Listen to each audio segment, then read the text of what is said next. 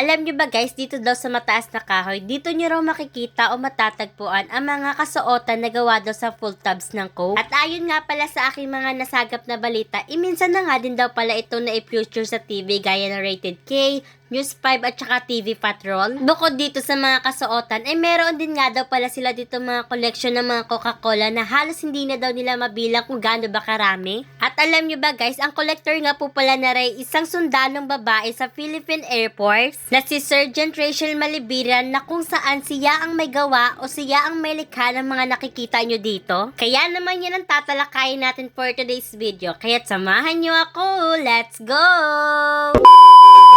Hello guys, nagsimula nga po pala si Staff Rachel Malibiran na mangolekta ng mga can tabs noong 2013 na sana ay pambili sana ng wheelchair ng kanyang yumaong ama. Para nga lang pala sa kaalaman nyo guys, dito sa bayan Pinagpala, dito sa bayan na mataas na kahoy, ay kilalang kilala ang pamilya Malibiran sa pamilyang kolektor. Oo yes, only here in mataas na kahoy dito sa bayan Pinagpala, dito niya lang talaga ito makikita sa may sinsayan sa may Bayorbor. At pag-akyat nyo naman nga pala dito sa may second floor, ay bubungad nga pala agad sa inyo itong napakagandang gown. Gaya nga pala ng sinabi ko kanina dito sa intro ng aking vlog, ang gown nga po pala na ito ay likha lamang ni Ate Rachel Malibiran sa pamamagitan lamang ng mga pull tabs ng Coke. Imagine, sa pamamagitan lamang ng mga pull tabs ng Coke or yung mga soft drinks na pakalat-kalat diyan, ay nakagawa sila ng mga ganitong mahika. And by the way guys, para na rin pala sa kaalaman ng lahat, halos 2,000 tabs nga po pala ang nagamit ni Ate Rachel Malibiran para lamang makabuo ng mga ganitong klase ng gown. And ayun nga pala sa mga social media platforms na nakikita ko or mga nababasa ko, kung saan saang television na nga po pala ari umabot,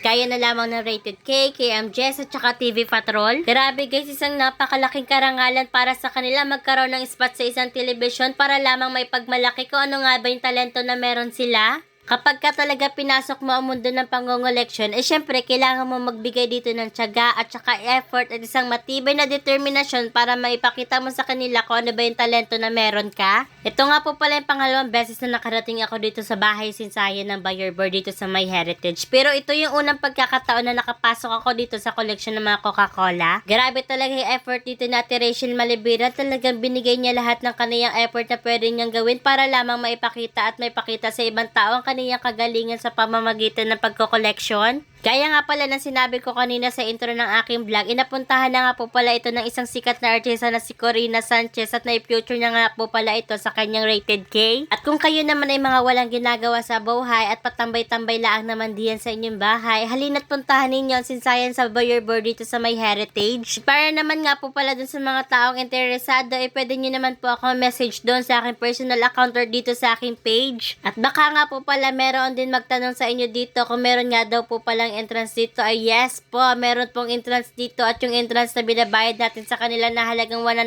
pesos, yun naman nga po pala yung ginagamit nila na pang maintenance na panglinis dito pang araw-araw. Yun nga palang 100 pesos na naibayad nyo dito talagang masusulit nyo. Yun ba naman 3 bahay ang pupuntahan mo para lamang makapag-explore? At bibigyan ko na nga rin po pala kayo ng clue para naman alam nyo na kung ano yung mga pupuntahan nyo dito. Doon nga pala sa unang bahay na pupuntahan nyo, doon nyo naman nga pala makikita yung mga lumang kagamitan. Doon naman nga pala sa pangalawang bahay na mapupuntahan nyo, yung merong second floor, doon nyo naman nga pala makikita yung mga collection nila sa mga toys. At doon naman nga pala sa huling bahay na pupuntahan nyo, doon nyo naman nga pala makikita yung doll collection room. Tapos doon yun na nga rin po pala makikita yung turugan house ng mga Muslim nung sinaunang panahon. At dahil nga pala patapos na nga rin po pala aking video ngayon, kahit hanggang dito na lang for today's video. See you in my next vlog. God bless!